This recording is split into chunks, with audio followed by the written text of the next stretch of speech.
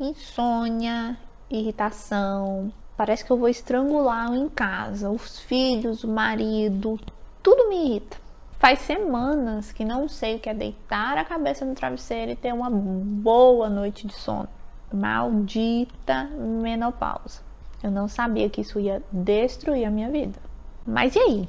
Será que precisa mesmo ser assim? Eu sou a Neline Gonçalves, sou médica ginecologista e hoje meu grande desafio é abrir essa gaiola mental.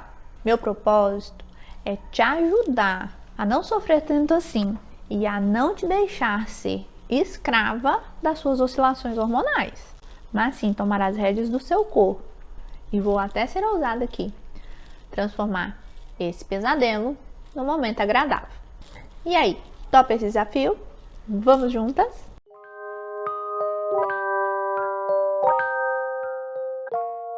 Só uma coisa importante, não estou dizendo que as mulheres sofrem porque querem na menopausa, não é nada disso.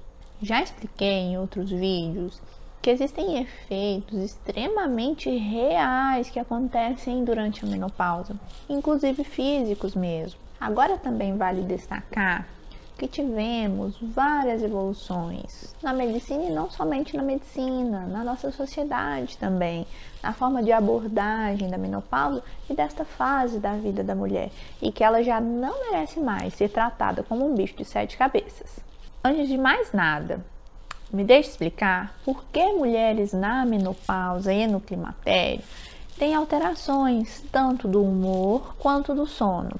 Para o nosso corpo trabalhar em equilíbrio, existe uma demanda hormonal, que são os neuroesteroides, e uma demanda de neurotransmissores, que são as moléculas hormonais responsáveis por fazer as nossas células e os nossos órgãos trabalharem em equilíbrio.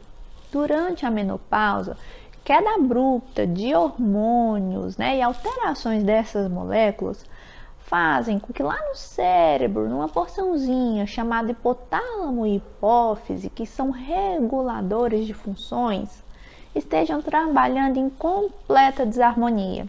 Eu brinco que hormônios são ali a orquestra, do corpo. Para vocês entenderem melhor, pense no Wi-Fi. O Wi-Fi, mesmo que você não veja, ele faz funções tanto em televisores hoje, quanto computador, quanto celulares. Você consegue mexer na internet, ter acesso mesmo você não vendo. Os nossos hormônios são assim. Através do sistema linfático, através do sangue, ele chega nos órgãos e faz com que tudo funcione no perfeito equilíbrio. Isso é a regência normal. E o que tem a ver sono e humor? Eles agem praticamente nos mesmos receptores. É como se o hormônio fosse a chave e o receptor ali a fechadura. Eles trabalham de forma que quando um se conecta no outro, faz com que haja ações. Dessa forma, flutuações tanto de estrogênio, que é o hormônio que o seu ovário produz, progesterona, também é um hormônio que o seu ovário produz, o LH, que é produzido lá em cima, na hipófise, faz com que haja um desequilíbrio hormonal. Isso afeta diretamente outros neurotransmissores, como a serotonina e a dopamina, que são hormônios ligados ao bem-estar. Então, imagine o estresse que o seu corpo está passando nesse momento. E tudo é assim que acontece. Então, dessa maneira, espero que o problema tenha ficado bem claro para você. E existe solução? Claro que existe solução. E quais elementos que médicos e outros profissionais da saúde conseguem abordar de forma a melhorar a sua qualidade de vida? Então vamos lá. Se é um desarranjo hormonal, o que é que precisamos? Ter padrões e atividades com que façam que isso volte à normalidade ou pelo menos perto disso, respeitando o seu momento de vida, ok? E aí, como médicos podem trabalhar neste momento? Então podemos aí fazer a investigação, desse desequilíbrio hormonal, tentando te ajudar. Além de te fazer entender que alguns outros profissionais trabalhando em conjunto vai trazer efeitos e resultados muito maiores. Quer saber como? Exemplo, atividade física. Então, a atividade física ela é uma grande responsável pela liberação de um hormônio chamado endorfina, ligada a emoções prazerosas, sensação de prazer. Então isso diminui o estresse que o seu corpo já está sofrendo pelas flutuações hormonais. Nutrição adequada. Nesse momento, precisamos que o seu corpo esteja ok, tá? Então, a nutrição com uma redução de glúten, terapias associadas a dietas anti-inflamatórias, né? Diminuindo aí açúcares e carboidratos simples, vão ajudar também bastante nesse momento. E o que mais, doutora? Quando falamos em sono, temos que pensar de uma forma ampla, já que 15% da população mundial já sofre de insônia, independente do seu período de vida. E ainda tem os problemas, né? Eu brinco que a mulher nesse período de menopausa, ela é a mulher que pode estar sofrendo, passando por aquele estresse da meia-vida que a gente chama, que naturalmente já tem ali filhos, marido, muitas vezes o padrão de trabalho modificando ou a pessoa se aposentando, e isso já gera um transtorno para a pessoa. E existe uma coisa hoje muito estudada, com bastante estudos científicos sobre, que se chama terapia cognitivo-comportamental, que vai ajudar muito, tanto na indução desse sono, quanto na manutenção ou na redução de períodos noturnos. Por quê? Porque com a oscilação hormonal, uma das coisas que mais frequentemente vai ali atuar na diminuição da qualidade do sono são os fogares noturnos, que a gente chama de despertares noturnos, né? Associado ali a calor intenso, a sudorese noturna, e isso impacta negativamente o sono da mulher nesse período. E como que a gente consegue? Então, dica prática para vocês. Tem um horário de acordar, um horário de despertar. Nosso cérebro, normalmente, ele é o quê? Ele é condicionável e ele não gosta de mudança de hábitos. Então, quando você for mudar alguma coisa, o seu cérebro vai ali demorar um tempo de adaptação. Então, dica, durante 15 dias, desperte sempre no mesmo horário, independente do horário que você dormir. Por quê? Estamos falando de desarmonização hormonal. E o nosso corpo, ele responde a uma coisa muito intensa que se chama ciclo circadiano, que são os horários de produção. Então, a gente precisa descansar, né? Porque aí vai ter produção de melatonina, vai diminuir a inflamação corpórea. Horário de produção de cortisol, que é ali um grande hormônio que vai controlar ali pela manhã, inclusive, o seu metabolismo. Então, tem esse horário de despertar. 15 dias, condicionamento cerebral. Outro fator que pode estar aí associado tanto com o sono quanto ali a questão do humor é a respiração. Sabemos que mulheres no período de menopausa têm mais distúrbios respiratórios, principalmente noturnos. E isso vai afetar diretamente a qualidade do sono. Então, o sono não REM, que é o sono que te faz descansar, ele vai estar prejudicado. Mas o que é que isso tem a ver com o meu humor? Você já viu que quando você não dorme bem, seu dia fica desastroso? É sobre isso que estamos falando. Então, espero que você tenha entendido como toda essa orquestra hormonal, ela vai associar tanto com um sono ruim, quanto com um humor desastroso. Sempre lembro de um caso durante a minha jornada na medicina, que eu costumo contar para as amigas, para elas entenderem que tudo tem uma solução. Eu conheci uma mulher que procurou atendimento exatamente ali, porque a vida estava um caos. Ela tinha 3 filhos, ela tinha um trabalho, casada, relacionamento afetivo em casa tranquilo, mas no climatério o sono ficou caótico e ela brigava, xingava todo mundo. Começou a gritar no trânsito e a apontar para fora do carro. Se a pessoa fazia coisa mínima na portaria do prédio, ela já queria esganar. E ela viu que não estava em seu perfeito equilíbrio e procurou ajuda médica. Mas então a equipe médica, quando a conheceu, fez essa abordagem ampla e começou a trabalhar nos pontos que precisava. Melhorou a alimentação, começou a ensinar algumas terapias cognitivas comportamentais e ela pôs em prática. Então ela conseguiu ter um tempo de sono melhor, ali um sono mais de descanso mesmo. Passou a fazer atividade física assistida, né, resistida. Então o que ela fazia? Ela fazia atividade física e aquilo ali trouxe uma melhora emocional para ela também. iniciou a terapia de reposição hormonal, já que ela não tinha contraindicações. A gente viu uma melhora muito grande, ela já nem parecia a mesma mulher depois de certo tempo em tratamento. Porque o humor melhorou, ela diminuiu, ela viu que isso não era dela. Uma forma muito simples de vocês pensarem e se entenderem isso é a mesma coisa quando a mulher tem um transtorno disfórico pré-menstrual, né? Que ela tem ali aquelas TPMs muito intensas, é a mesma coisa, flutuações hormonais. E a mulher sai dos eixos. Então, para essa mulher que eu estava contando para vocês, a fase do climatério ela foi muito marcante esses meses até ela conseguir ali o atendimento médico, uma abordagem adequada. Então, eu gosto de contar essa história para mostrar que, por incrível que pareça, sim, tem solução, tem acompanhamento, né? Tem como a gente contornar essa situação. Ok, beleza, mas eu ouvi falar que nós mulheres, com o passar dos anos ali, a gente vai dormindo cada vez menos. Isso é verdade? Sim, isso é verdade. Eu gosto de fazer uma comparação muito tranquila, que quando ali você é um recém-nascido, você tem um tempo de sono médio de 10 a 12 horas, podendo ser até de 16 horas dia. À medida que a gente vai crescendo, a nossa necessidade de crescimento e de visão celular ela vai diminuindo, então o tempo de descanso vai diminuindo junto com ele. Então, o normal ali que a gente, para vocês entenderem depois da adolescência, é ir diminuindo mesmo. Tanto que um idoso, a partir dos 60, 65 anos, é aceitável que ele durma média de 6 horas por noite. Desde que você esteja bem, que isso não esteja atrapalhando a sua qualidade de vida, é completamente aceitável. E aí eu vim aqui, falei pra você que é necessária atividade física, porque vai liberar isso e você vai se sentir melhor.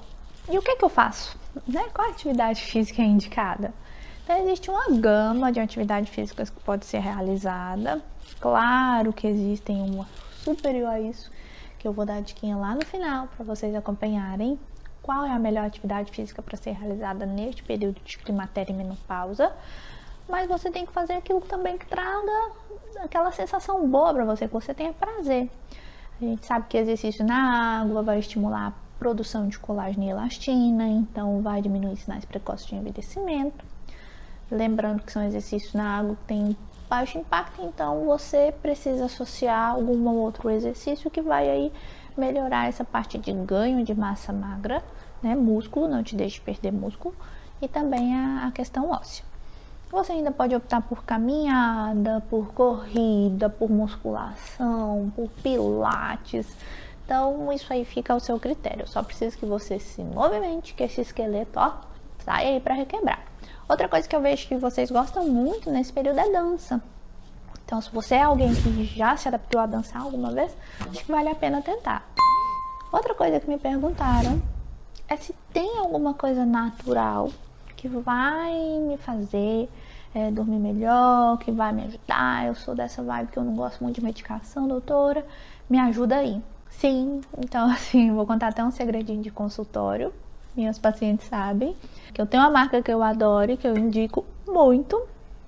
Na verdade, não é nem a marca, são os compostos que vem ali nesse chazinho, que eu acho que fez uma composição maravilhosa, que inclusive eu, Anelinho, costumo usar, e que me ajuda, assim, bastante nessa questão de sono de qualidade. Um segundo. Então, veja aí, camomila, cidreira e maracujá. Uma combinação fantástica, que eu falo que não precisa ser da marca, e se você tiver em casa, melhor ainda, que você consegue fazer com os produtos naturais. Mais que 2 pacotinhos desse, entre 150 ml de água, bem quentinha, esperto, deixa ali um pouquinho, depois tira, faça ali o uso médio de 15 minutinhos antes do sono, pode te ajudar, pode ter um impacto positivo na qualidade do seu sono. Uma das coisas que mais noto é quando um círculo vicioso se inicia. Você dorme mal, você tem hábitos ruins, você dorme mal de novo, você acorda mal, você tem um dia ruim. Você dorme mal, tem hábitos ruins e isso vira realmente um círculo ruim. Esse efeito bola de neve pode ser extremamente prejudicial e pode gerar uma bomba atômica, trazendo problemas familiares, traumas, brigas e, em alguns casos extremos, quando não tem informação suficiente, até mesmo divórcio já vi acontecer, viu? Então, antes de mais nada, observe-se e entenda o seu momento. Tente deixar isso transparecer, não segure a sua dor, a sua sensação sozinha. Converse com as pessoas que você ama, com as pessoas que você tem próximo de você. Evite cair no ciclo vicioso. Então, chegou o momento que você esperava. Vamos ao que interessa. Como eu me cuido para conseguir voltar a dormir bem e não cair nesse círculo vicioso que você acabou de contar, doutora?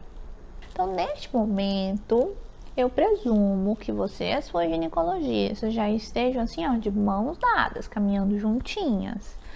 Por quê? Que ela já saiba a sua rotina, que se você tiver necessário uma reposição hormonal, você já esteja fazendo, que você já tenha tido o estímulo necessário, tenha iniciado rotina de vida saudável, prática de atividade física.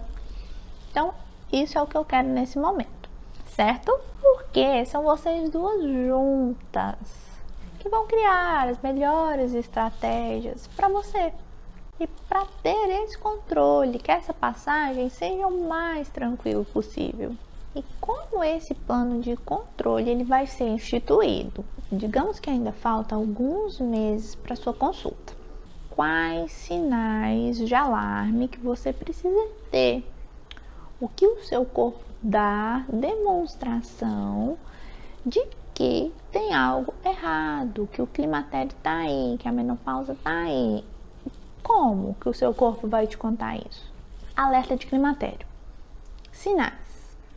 Primeiro ponto, 70 a 75% de todas as mulheres vão ter os famosos fogachos, que é aquele calor, principalmente em face, que vem de baixo para cima, que dura alguns segundos, mas parece ser uma eternidade. Segundo ponto, isso que estamos conversando durante todo esse vídeo, sono e humor, tá? Algumas mulheres vão ter alteração do padrão de sono e vai apresentar alguns momentos ali de irritabilidade. O que mais? É um período que a mulher tem facilidade de ganho de peso e perda de massa muscular e óssea. Então, você também consegue ver que o seu padrão corporal vai mudar. E o que mais? Perda da libido, vagina ressecada, pele e cabelo ressecado. Também são alguns sinais de alarme que esse momento para você tá chegando. Tá aí, é a fase de transição. Aí, ok. Doutora, eu tô sentindo todos esses sinais e sintomas que você falou. Marquei o horário com você, tô indo aí. Quais exames vamos fazer? Então, primeiro ponto, vamos avaliar risco cardiovascular. Como? Vamos avaliar a função renal, a função do fígado, vamos avaliar como que está o coraçãozinho, avaliar a parte uterina e ovariana através do ultrassom transvaginal. Além disso, mamas, né? Mamografia, se você tiver idade hábil para. E se a mamografia não for elucidativa, a gente complementa com ultrassom das mamas. Mas o que? Tem sido padrão de exames eu também fazer a solicitação de densitometria óssea, já que você vem nesse momento procurando mais tranquilidade, né? Querendo envelhecer de forma saudável, longevidade, qualidade de vida. A densitometria ela detecta sinais de osteopenia e osteoporose. O que é isso? Sinais de baixa calcificação do seu osso. Então tem mais chance de você ter fraturas ao envelhecer, porque o osso fica frágil, ele perde massa. Então imagina, se a queda hormonal ela já provoca isso, se você tem histórico familiar, isso já é um risco maior, então tem feito padrão também. E screening hormonal, né, gente? Toda vez vocês vão me ver falar disso aqui. Mas screening hormonal é padrão, a gente faz acompanhamento mesmo, tá? E se você tiver alguma outra patologia, vamos trabalhar direcionado para ela também. E como a gente vai montar um plano para trazer benefícios para esse momento, para que você possa fazer essa transição de forma tranquila, que possa viver plena, feliz, linda. O plano é montado de forma individualizada, pormenorizada, entendendo toda a sua história de vida, o seu histórico ginecológico e obstétrico, observando a necessidade de reposição nutricional, mineral, de vitaminas e hormonal. Então é uma abordagem bem completa. E como a gente dá seguimento para saber se esse plano está funcionando? Eu falo que o meu gatilho, o meu termômetro é você. Então, normalmente quando a gente institui algumas terapias, passa ali 30 dias, a gente faz a reavaliação e a grande maioria das pacientes já voltam de forma extremamente feliz, com a vida extremamente modificada. Uma outra mulher, eu brinco muitas vezes, é uma outra mulher, por isso que eu gosto tanto de trabalhar com essa faixa etária, porque eu falo que é onde eu consigo os melhores resultados. E se ainda tiver algum desvio, algum desfecho não favorável, a gente vai trabalhando, porque somos seres complexos e muitas vezes, vamos supor, aquela insônia não estava relacionada só ali às oscilações hormonais, tem algum fator maior, algo está acontecendo em casa, ou o trabalho não está ok. Então a gente vai entendendo e vai melhorando ponto a ponto. A temperatura do meu tratamento, do meu diagnóstico, a minha segurança de que a gente está trabalhando de forma prazerosa e com bons resultados é o que você me conta. E para isso a gente tem algumas tabelinhas que eu faço sequenciamento e o acompanhamento tem que ser de pertinho, por isso que a gente tem inclusive planos de segmento anual. Bom, eu espero de coração que este vídeo tenha te ajudado, te ensinado muitas coisas. E agora é a hora da dica final. Lembra que a gente falou de atividade física e qual seria melhor para esse seu momento de vida? Então, o que a gente precisa nesse momento, para a mulher que está no climatério e na menopausa, são atividades físicas que a gente fala de resistidas. E como? Quais os tipos de exercício que você vai fazer que pode ter atividade resistida? Tanto pilates quanto a musculação. Isso pode ser separado em 3 etapas aí principais. A primeira seria em formato de circuito. Então ali são vários exercícios, né, direcionados em aparelhos diferentes, muitas vezes em locais diferentes, com um mínimo de intervalo de tempo entre eles. O segundo seria a super série, né, que a gente fala que 4 atividades físicas direcionadas para o mesmo grupo muscular. A gente consegue muito isso na perna, quando a gente associa ali um agachamento com um leg e mais 2 atividades para aquele mesmo grupo muscular. Outro seria exercícios lentos, super lentos, com o máximo de carga, mas executada de forma bem lentinha. E por que esses são os melhores para esse momento? Porque nesse momento você precisa diminuir a fadiga e ganhar massa muscular. Você está perdendo, lembra? Você não pode entrar num processo que a gente considera de sarcopenia. Então, tanto na musculação quanto no pilates, você teria os maiores benefícios aí. Doutor, e existe aí um horário melhor para eu fazer, que vai trazer maiores benefícios? Sim, alguns grupos de especialistas justificam que o período entre 6 e 8 da manhã é o mais apropriado, porque ele vai estimular o metabolismo, ele vai acelerar, se você quer ali ganhar massa, perder peso, esse é o momento. E além disso, ele vai ter efeito energético ao longo do seu dia. Então, você liberou ali suas doses de alegria diária ali. Então, você vai ter aí um dia muito mais feliz. Certo? Então, espero que você tenha gostado. Fico à disposição para as dúvidas. E em breve nos vemos em mais conteúdos. Grande abraço!